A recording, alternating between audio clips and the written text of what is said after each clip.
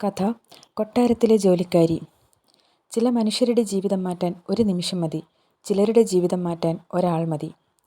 കേരളത്തിലെ ഏറ്റവും വലിയ ബിസിനസ്സുകാരിൽ ഒരാളായിരുന്നു ആദിത്യൻ വർമ്മ. വെറും 30 വയസ്സിൽ കോടിക്കണക്കിന് രൂപയുടെ സാമ്രാജ്യം കെട്ടിപ്പടുത്ത യുവാവ്. നഗരത്തിൻ്റെ തിരക്കിൽ നിന്ന് അകലെയുള്ള കൊട്ടാരം പോലെ തോന്നിക്കുന്ന ഒരു വലിയ വീട്ടിലായിരുന്നു അവൻ്റെ താമസം. വീട്ടിൽ 30-ലധികം ജീവനക്കാർ, ഡ്രൈവർമാർ, പാചകക്കാർ, സുരക്ഷാ ജീവനക്കാർ, തോട്ടക്കാരൻ എല്ലാം ഉണ്ടായിരുന്നു. പക്ഷേ ആ വീട്ടിൽ ഇല്ലാതിരുന്നത് ഒരു കാര്യം മാത്രം: ചിരി. ആദിത്യൻ അധികം സംസാരിക്കാറില്ല. ജോലിയിൽ കർശനൻ, നിയമങ്ങളിൽ വിട്ടുവീഴ്ചയില്ല. വീട്ടിലെ ഓരോരുത്തർക്കും അവനെ ബഹുമാനത്തേക്കാൾ ഭയമായിരുന്നു. അതേസമയം നഗരത്തിൻ്റെ മറ്റൊരു കോണിൽ 20 വയസ്സുള്ള നന്ദന ഒരു ചെറിയ വാടക വീട്ടിൽ അമ്മയോടൊപ്പം ജീവിക്കുകയായിരുന്നു. അച്ഛൻ വർഷങ്ങൾക്ക് മുമ്പ് മരിച്ചിരുന്നു. അമ്മ പല ജോലികളിലൂടെയും വീട്ടുചെലവ് നോക്കിയിരുന്നു. പക്ഷേ ഇപ്പോൾ രോഗം കാരണം ഒരു ജോലിയും ചെയ്യാൻ കഴിയുന്നില്ല. വീട്ടുവാടക കുടിശ്ശിക, മരുന്ന് വാങ്ങാൻ പോലും പണമില്ല. ഒരു ദിവസം അമ്മ ചുമച്ചുകൊണ്ട് പറഞ്ഞു: "മോളെ, നിനക്ക് പഠനം നിർത്തേണ്ടി വരുന്നതും ഞാൻ കാരണമാണോ?" നന്ദന അമ്മയുടെ കൈ പിടിച്ച് പുഞ്ചിരിച്ചു. "അമ്മേ, പഠനം വീണ്ടും തുടങ്ങാം. ആദ്യം അമ്മ സുഖം പ്രാപിക്കണം. അതിനുവേണ്ടി ഞാൻ ജോലി ചെയ്യും." അടുത്ത ദിവസം രാവിലെ പത്രത്തിൽ ഒരു പരസ്യം: ആദിത്യൻ വർമ്മയുടെ വസതിയിലേക്ക് വിശ്വസ്തരായ വീട്ടുജോലിക്കാരെ ആവശ്യമുണ്ട്. ശമ്പളം കണ്ടപ്പോൾ നന്ദനയുടെ കണ്ണുകൾ നിറഞ്ഞു. ഇത്രയും വലിയ ശമ്പളം കിട്ടിയാൽ അമ്മയുടെ ചികിത്സ നടത്താം. അവൾ ഉടൻ അപേക്ഷിക്കാൻ തീരുമാനിച്ചു. ഇൻ്റർവ്യൂ നടക്കുന്ന ദിവസം കൊട്ടാരത്തിൻ്റെ ഗേറ്റിന് മുന്നിൽ 100ഓളം ആളുകൾ. നന്ദന ഇത്ര വലിയ വീട് ജീവിതത്തിൽ ആദ്യമായാണ് കാണുന്നത്. ഉയർന്ന മതിലുകൾ, വലിയ പൂന്തോട്ടം, ഫൗണ്ടൻ, കാറുകളുടെ നിര. അവൾ മനസ്സിൽ പറഞ്ഞു: ഇത്ര വലിയ വീട്ടിൽ താമസിക്കുന്നവർക്ക് ദുഃഖമൊന്നും ഉണ്ടാകാൻ സാധ്യതയില്ല. പക്ഷേ അവൾക്കറിയില്ലായിരുന്നു, പുറത്ത് കൊട്ടാരം പോലെ തോന്നുന്ന ആ വീട്ടിനുള്ളിൽ വർഷങ്ങളായി ഒളിപ്പിച്ചു വെച്ച ഒരു രഹസ്യമുണ്ടായിരുന്നു. മാനേജർ ഓരോരുത്തരെയും ചോദ്യം ചെയ്തുകൊണ്ടിരുന്നു.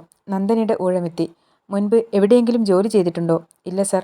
"അപ്പോൾ ഈ ജോലി ചെയ്യാൻ ആത്മവിശ്വാസമുണ്ടോ?" "ജോലി പഠിച്ചെടുക്കാം സർ, പക്ഷേ സത്യസന്ധത പഠിപ്പിക്കേണ്ട കാര്യമില്ല." ആ മറുപടി കേട്ട മാനേജർ ഒന്ന് പുഞ്ചിരിച്ചു. അതേസമയം മുകളിലെ നിലയിൽ ഓഫീസിലിരുന്ന് ആദിത്യൻ CCTV സ്ക്രീനിലൂടെ ഇൻ്റർവ്യൂ കാണുകയായിരുന്നു. നന്ദന പറഞ്ഞ വാക്കുകൾ അവൻ കേട്ടു: സത്യസന്ധത പഠിപ്പിക്കേണ്ട കാര്യമില്ല. വർഷങ്ങൾക്ക് ശേഷം ആദ്യമായി അവൻ്റെ വീട്ടിലേക്ക് ജോലിക്ക് വരുന്ന ഒരാൾ ഇങ്ങനെ പറഞ്ഞത് അവൻ്റെ ശ്രദ്ധ പിടിച്ചുപറ്റി. വൈകുന്നേരം ഫലം പ്രസിദ്ധീകരിച്ചു. തിരഞ്ഞെടുക്കപ്പെട്ടത് നന്ദന. സന്തോഷത്തോടെ അവൾ അമ്മയെ വിളിച്ചു: "അമ്മേ, എനിക്ക് ജോലി കിട്ടി."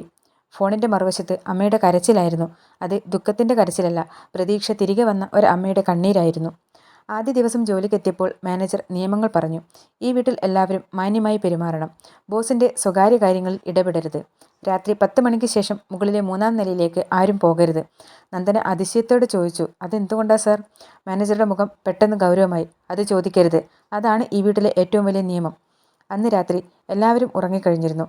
നന്ദന തൻ്റെ ചെറിയ മുറിയിൽ കിടക്കുകയായിരുന്നു. പെട്ടെന്ന് മുകളിലെ നിലയിൽ നിന്ന് ഒരു കുഞ്ഞിൻ്റെ കരച്ചിൽ കേട്ടു. ആദ്യം അത് തൻ്റെ തോന്നലാണെന്ന് അവൾ കരുതി. പക്ഷേ വീണ്ടും അതേ കരച്ചിൽ. അവൾ പതുക്കെ വാതിൽ തുറന്ന് പുറത്തേക്കിറങ്ങി.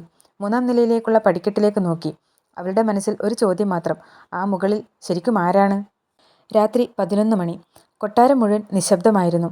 നന്ദന പതുക്കെ തൻ്റെ മുറിയുടെ വാതിൽ തുറന്ന് വീണ്ടും അതേ കുഞ്ഞിൻ്റെ കരച്ചിൽ. അത് വ്യക്തമായി 3-ാം നിലയിൽ നിന്നായിരുന്നു. "ഇത്ര വലിയ വീട്ടിൽ ഒരു കുഞ്ഞുണ്ടായിരുന്നെങ്കിൽ ഞാൻ കണ്ടേനെ," അവൾ മനസ്സിൽ പറഞ്ഞു. ഭയമുണ്ടായിരുന്നെങ്കിലും ആ കരച്ചിൽ കേട്ടു നിൽക്കാൻ അവൾക്കായില്ല. അവൾ പതുക്കെ പടികൾ കയറാൻ തുടങ്ങി. ഓരോ പടിയും കയറുമ്പോൾ അവളുടെ ഹൃദയമിടിപ്പ് കൂടിക്കൊണ്ടിരുന്നു. 3-ാം നിലയിൽ എത്തിയപ്പോൾ നീളമുള്ള ഇടനാഴി. അവസാനം ഒരു വലിയ മരം കൊണ്ടുള്ള വാതിൽ. അതിനുള്ളിൽ നിന്നാണ് കരച്ചിൽ കേൾക്കുന്നത്.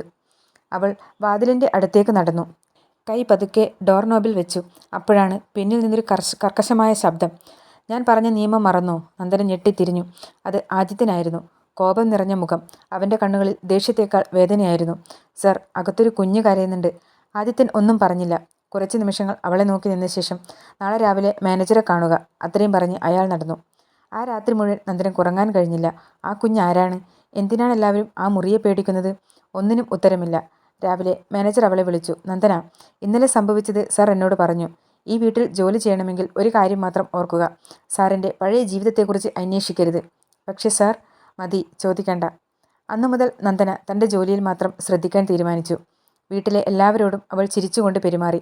പ്രായമായ തോട്ടക്കാരന് മരുന്ന് വാങ്ങിക്കൊടുത്തു. അടുക്കളയിലെ സരസ്വതി ചേച്ചിയെ സഹായിച്ചു. സെക്യൂരിറ്റി ജീവനക്കാരന് ചായ കൊണ്ടുകൊടുത്തു. കുറച്ച് ദിവസങ്ങൾക്കുള്ളിൽ എല്ലാവർക്കും നന്ദന സ്വന്തം വീട്ടിലെ കുട്ടിയെപ്പോലെയായി. ഇതെല്ലാം ആദിത്യൻ തൻ്റെ ഓഫീസിലെ CCTVയിൽ കാണുന്നുണ്ടായിരുന്നു. ഒരു ദിവസം മാനേജർ പറഞ്ഞു: "സർ, ഈ പെൺകുട്ടി വന്ന ശേഷം വീട്ടിൽ എല്ലാവർക്കും ഒരു സന്തോഷമുണ്ട്." ആദിത്യൻ ശാന്തമായി മറുപടി പറഞ്ഞു: "കാണാം അത് എത്ര ദിവസം നീളുമെന്ന്."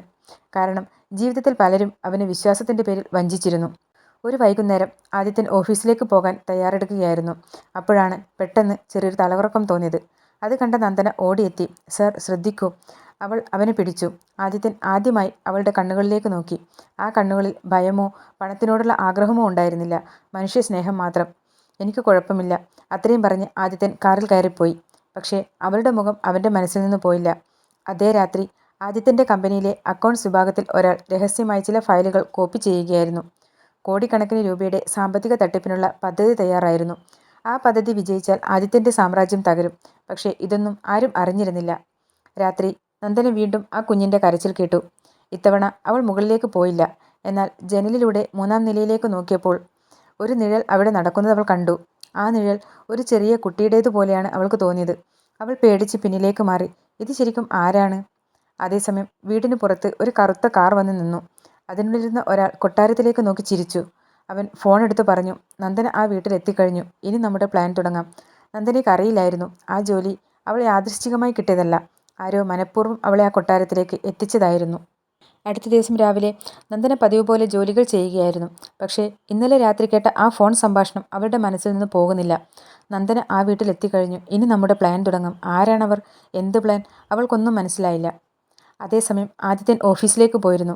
അവൻ്റെ ഏറ്റവും വിശ്വസ്തനായ മാനേജർ രഘു രഹസ്യമായി കമ്പനിയുടെ അക്കൗണ്ടിൽ നിന്ന് കോടിക്കണക്കിന് രൂപ വിദേശ അക്കൗണ്ടുകളിലേക്ക് മാറ്റിക്കൊണ്ടിരിക്കുകയായിരുന്നു. വർഷങ്ങളായി ആ തട്ടിപ്പ് നടന്നിട്ടും ആദിത്യന് സംശയം പോലും തോന്നിയിരുന്നില്ല. വൈകുന്നേരം നന്ദന തോട്ടത്തിൽ ചെടികൾക്ക് വെള്ളമൊഴിക്കുകയായിരുന്നു. അപ്പോൾ അവൾ ഒരു വൃദ്ധനെ കണ്ടു. അയാൾ കൊട്ടാരത്തിൻ്റെ ഗേറ്റിന് പുറത്തുനിന്ന് വീട്ടിനുള്ളിലേക്ക് നോക്കി നിൽക്കുകയായിരുന്നു. നന്ദന അടുത്തേക്ക് ചെന്ന് ചോദിച്ചു, "അച്ഛാ, ആരെങ്കിലും കാണാനാണോ വന്നത്?" വൃദ്ധൻ വീടിനെ നോക്കിക്കൊണ്ട് പതുക്കെ പറഞ്ഞു, "ഈ വീട്ടിൽ താമസിക്കുന്ന ആ ചെറുപ്പക്കാരനോട് പറയണം, അവൻ്റെ അച്ഛൻ്റെയും അമ്മയുടെയും മരണം അപകടമല്ലായിരുന്നു." അത് കേട്ട് നന്ദന ഞെട്ടി. പക്ഷേ അടുത്ത നിമിഷം ഒരു കറുത്ത കാർ വന്ന് നിർത്തി. രണ്ടുപേർ ഇറങ്ങി ആ വൃദ്ധനെ ബലമായി കാറിൽ കയറ്റിക്കൊണ്ടുപോയി. എല്ലാം ഏതാനും നിമിഷങ്ങൾക്കുള്ളിൽ കഴിഞ്ഞു. നന്ദന ഓടി ഗേറ്റിലെത്തിയപ്പോഴേക്കും കാർ അപ്രത്യക്ഷമായിരുന്നു. അന്ന് രാത്രി ആദിത്യൻ വീട്ടിലെത്തിയപ്പോൾ നന്ദന നടന്നതെല്ലാം പറഞ്ഞു. ആദിത്യൻ കുറച്ചുനേരം മിണ്ടാതിരുന്നു. ശേഷം ചോദിച്ചു, "അയാൾ പറഞ്ഞത് ഉറപ്പാണോ?" "അതെ സർ, ഞാൻ സ്വന്തം ചെവികൊണ്ട് കേട്ടതാണ്." ആദിത്യൻ്റെ മുഖം വിളറി.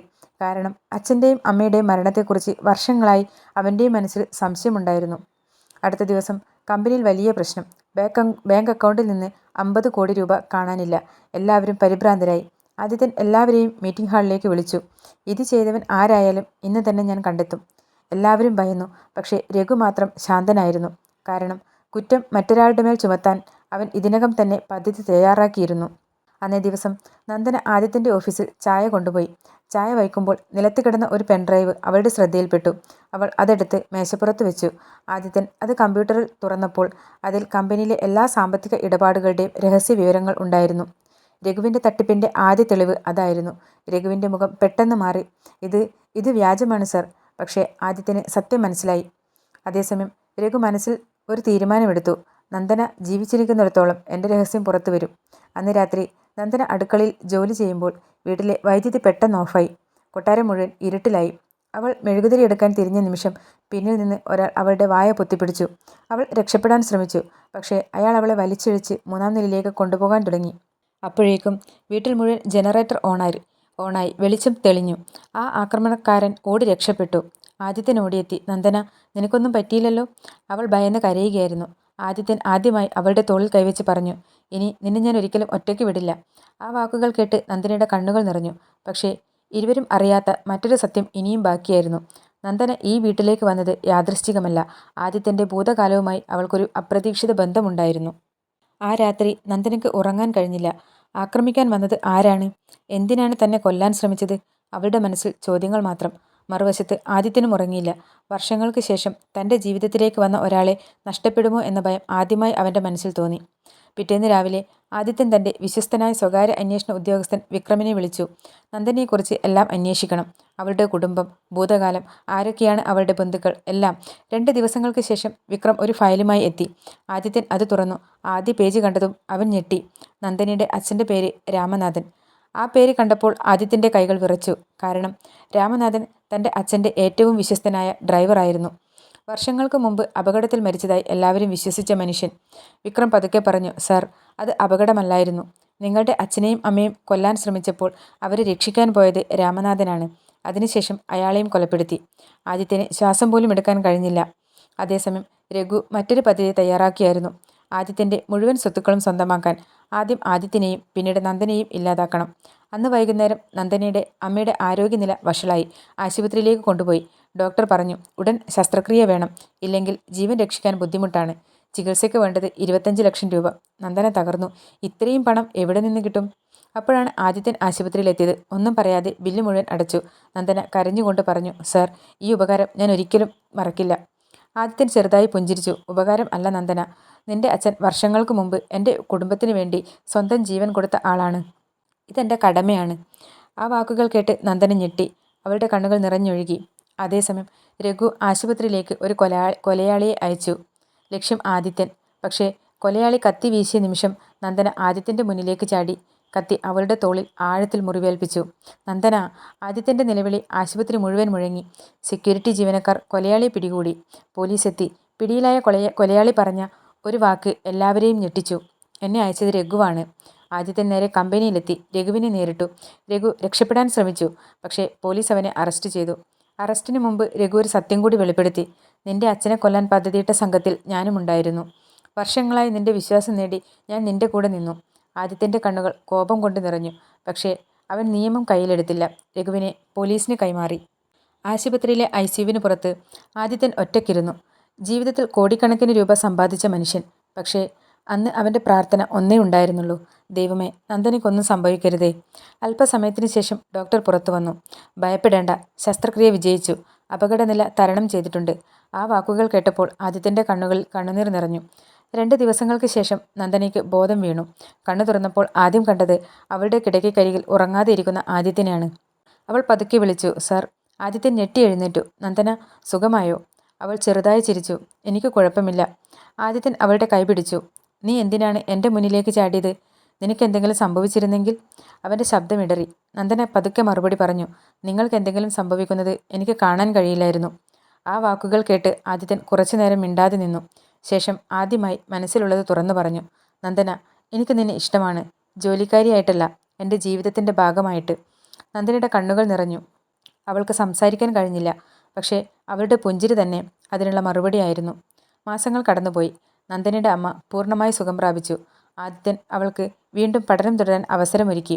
നിന്റെ സ്വപ്നങ്ങൾ പാതി വഴിയിൽ നിർത്താൻ പാടില്ല, അവൻ പറഞ്ഞു. നന്ദന പഠനവും തുടർന്നു.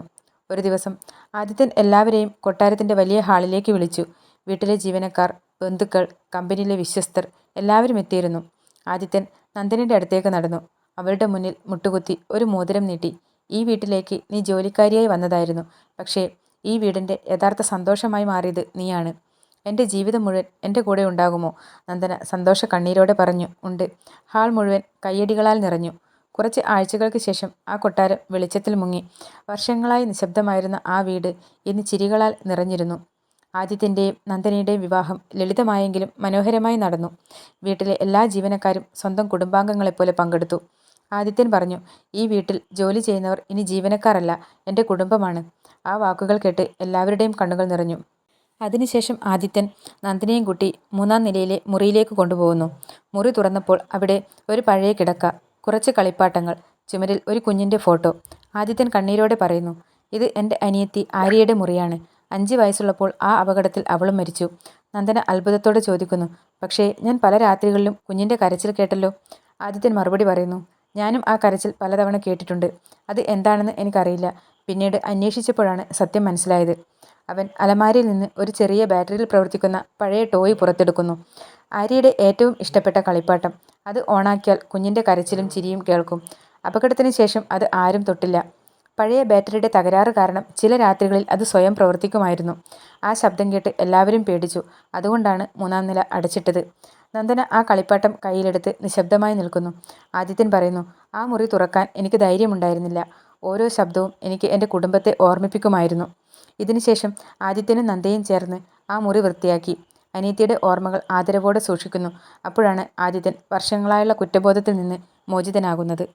1 വർഷത്തിന് ശേഷം നന്ദന തൻ്റെ പഠനം പൂർത്തിയാക്കി. ആദിത്യനൊപ്പം കമ്പനിയുടെ സാമൂഹിക സേവന വിഭാഗത്തിൻ്റെ ചുമതല ഏറ്റെടുത്തു. ഇരുവരും ചേർന്ന് പാവപ്പെട്ട കുട്ടികളുടെ പഠനത്തിനും രോഗികളുടെ ചികിത്സക്കുമായി ഒരു ട്രസ്റ്റ് ആരംഭിച്ചു. ഒരിക്കൽ ഒറ്റപ്പെട്ട് ജീവിച്ചിരുന്ന ആദിത്യന് ഇപ്പോൾ ഒരു കുടുംബമുണ്ടായിരിക്കുന്നു. ഒരിക്കൽ ജീവിതത്തോട് പൊരുതിയ നന്ദനയ്ക്ക് ഇപ്പോൾ പുതിയൊരു ജീവിതം കിട്ടിയിരിക്കുന്നു. അവസാന സന്ദേശം: സമ്പത്ത് ഒരു വലിയ വീട് പണിയാം, പക്ഷേ സ്നേഹമാണ് അതിനൊരു കുടുംബമാക്കുന്നത്. മനുഷ്യൻ്റെ വില അവൻ്റെ പണത്തിലല്ല, അവൻ്റെ ഹൃദയത്തിലാണ്.